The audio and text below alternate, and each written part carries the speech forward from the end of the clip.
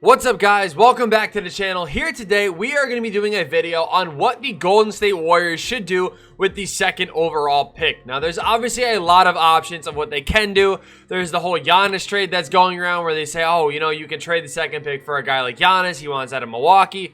Whatever the case is there, you have the trade centered around Joel Embiid where they could trade that second overall pick as in a few other assets as well for Joel Embiid. And then I've heard some rumors about Karl Anthony Towns potentially getting traded as well. Now the Towns one I'm just ruling off immediately because I really don't think that that is a thing that's even going to happen. However, Joel Embiid and a guy like Giannis, I could see kind of those two things being able to be pulled off. Giannis is a little bit more unlikely due to the fact that he's obviously a top 3 player in the NBA right now.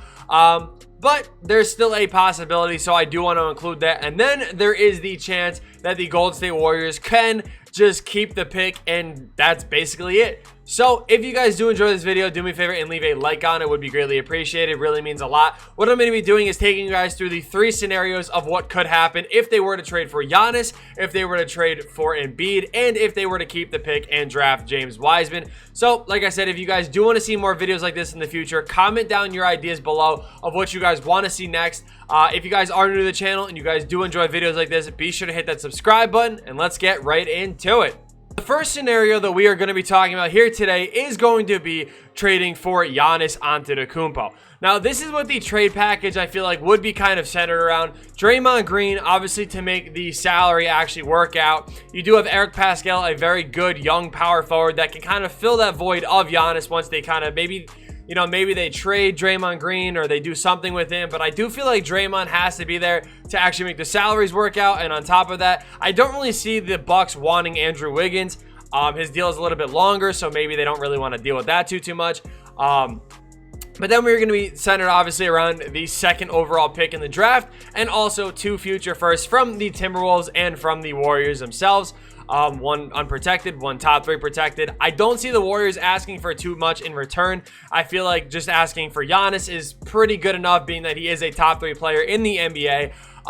So obviously Giannis being on a 1-year deal, like I said, I feel like the Warriors will be able to bring him back for a long-term deal, especially if they're winning a lot of games or whatever the case is there. So I honestly don't see them again asking for anything too much in return. So this is what the overall trade package I feel like would look like. And really quick too, I know there's probably going to be a question as to why this one says the OKC pick. 2K is very broken, so you do actually have to make a lot of different trades. I actually found a roster download that is really good, that actually makes it so you have all the picks on the correct teams. The rosters are all the same, and it's actually in a start today form after the finals. So basically it's actually going to be starting right where I'm going to be making these videos off of, so it actually works out great. That is the only reason why it says OKC. The picks are all over the place, but every team has their correct pick.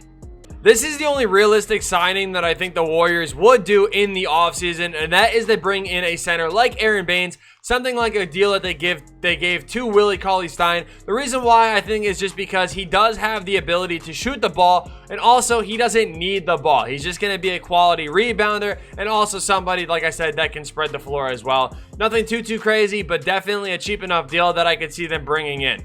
At the start of next year's season, this is something that I can see the rotation looking like. Steph, Clay, Wiggins, Giannis, and Aaron Baines in that starting 5. And then off the bench, you do have Damian Lee, Kevon Looney, Kai Bowman, and Jordan Poole. Definitely something that I think could look pretty close to what they're going to run next year. Wrapping up sim number 1 with Giannis on the Warriors, they do go 63-19, and Giannis actually takes home MVP, averaging 30 points, 15.5 rebounds, and 8 assists, also with 2 steals and almost 2 blocks a game. Definitely something pretty interesting there. Giannis also does take home the Defensive Player of the Year, and Coach of the Year does go to Steve Kerr. Giannis obviously on the All-NBA first team. On the All-NBA second team, no Curry, but he is on the All-NBA third team. So pretty interesting. Harden and Lillard on that All-NBA second team. But the Warriors are the first seed in the Western Conference. Taking a look at the season stats here, you already know what Giannis did. Curry averaged about 21 points, 5 rebounds, and 9 assists. So pretty interesting stuff to say there as well. And 1.5 steals per game. Definitely not too bad. Also shot 40% from 3. Clay put up 17.5 points, as well as Wiggin putting up 17.5 points. This is something realistic that I can actually see happening next year, especially with Giannis being added to the team. I can see a little bit of a drop-off from Clay, especially since he is coming back from an injury as well. However, this is something that is definitely not surprising. Giannis taking home that MVP, leading the Warriors to the best record in the NBA. Let's go ahead and see how the playoffs go, though. It'll be interesting to see what happens here. I do hate how slow the sim is in 2K. I know if you do this on PC that the game actually is so much faster with sim. So I'm not going to lie to you guys. If you guys do enjoy these videos and these videos start doing very well, probably going to buy the game on PC so we can do these videos and make it a hell of a lot faster. But they actually are undefeated in the playoffs. The Hornets are in the playoff, or in the finals. So Giannis takes home finals MVP, but the Hornets, led by Devontae Graham, made the finals. Right. The next trade we are going to be talking about is going to be for Joel Embiid. Now, this is going to be another straight up thing that I can see happening, where we do trade the second overall pick, Andrew Wiggins this time instead of Draymond, 2 seconds from the draft, and a future first as well. Now, the thing is can I see the Sixers maybe throwing in another player? Yes. However, a lot of like the salary is probably the main issue with this trade.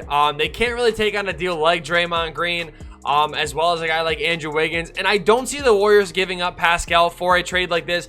Main reason why is because Joel Embiid is very injury prone. So I don't believe that the Warriors would actually end up giving up more like they did for a guy like Giannis.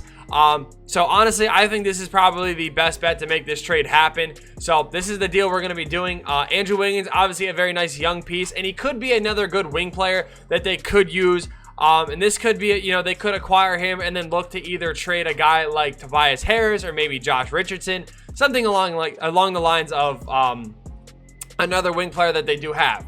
The person I did go out and sign in free agency this time around is Ben McLemore. Ben McLemore actually had a very good season with the Rockets last year, shooting 40% from the three-point line, and I think that is something the Warriors will look to acquire. Now, he's not the best perimeter defender, and he is only 6'3", so I can see them doing something more like this of running Clay at the 3, and that is what we are going to do. We're going to go ahead and switch them in the rotation here. So we're going to be looking at Curry, Ben McLemore, Clay, Draymond, and our new acquisition in Joel Embiid coming in at that center position. Off the bench, we got Pascal, Damian Lee, Kevon Looney, and Jordan Poole. I do again think that this team could have a lot of success as well. So let's see if they can beat the 63-19 record that Giannis actually did with the Warriors. I don't know if this is going to be like a trend or what is going on here, but Joel Embiid does take home the MVP award in our second sim here, averaging 27 points, 14 rebounds, 3 assists, 1 steal, and 2 blocks. He did shoot 29% from 3, which isn't terrible, I guess, but also is a little like, eh. Steve Kerr does win Coach of the Year award, though. Joel Embiid on the All-NBA first team, and Steph actually makes the All-NBA second team this time around. So pretty interesting stuff to say the least there. Let's go ahead and take a look at the stats on this season, though. I'm actually kind of curious to know how that went. Curry actually led the team in scoring. See, this is something that I can see happening if Embiid does get added to the team. I'm a little interested to know why Embiid won MVP and not Curry. Curry put up 29 points, 7 rebounds, 9 assists with a steal and a half per game. Embiid's numbers were relatively good, though, as well. Taking a look at the shooting numbers, though, did shoot very well from the field. And Clay did average 20 points as well. So this is where, again, like I was saying, where Giannis gets added to the team, I can see a drop-off in Clay, but Embiid getting added to the team, if he does remain healthy, I can see him actually kind of giving a boost to Steph and Clay in a way, because they're going to have to, like, other teams are going to have to guard him in the post a lot more, and it's not like you can really double off of guys like Clay and Steph. So it definitely makes sense why the team performed this way. They were the #1 seed again, back-to-back times here. So let's see how the playoff goes. Last time, the Warriors were actually able to sweep their entire way through the playoffs, and it's actually looking like, I was going to say, they were having a pretty tough time getting past the Lakers here. Assuming LeBron is still there, AD might have left. And then actually back-to-back series where they almost get eliminated by the Dallas Mavericks, going up against the 6th-seeded Clippers that do have Paul George and Kawhi, and we do make it past them as well.